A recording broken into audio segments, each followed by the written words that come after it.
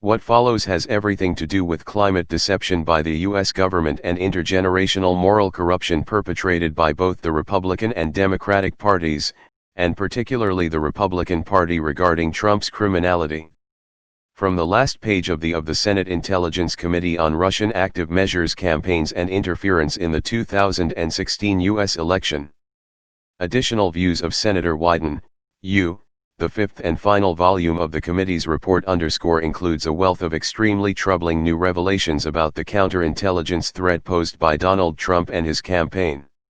Much of the new information in this report, however, remains needlessly classified.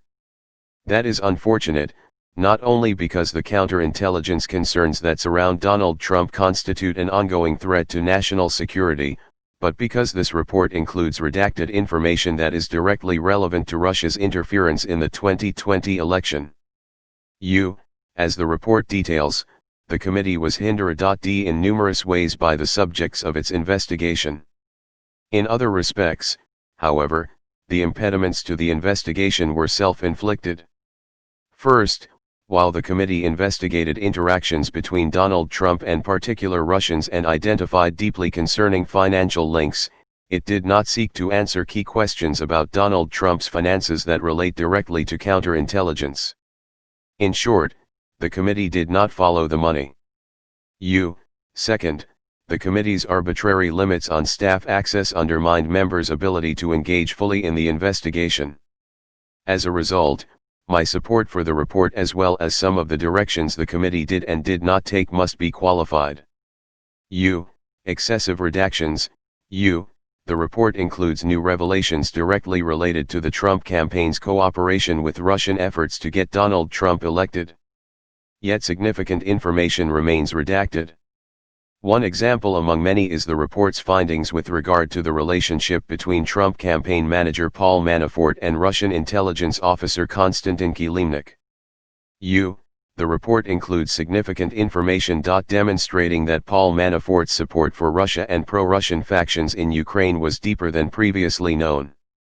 The report also details extremely troubling information about the extent and nature of Manafort's connection with Kilimnik and Manafort's passage of campaign polling data to Kilimnik.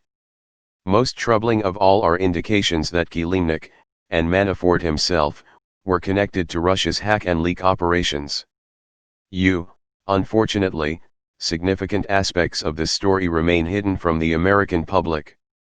Information related to Manafort's interactions with Kilimnik, particularly in April 2016, are the subject of extensive redactions.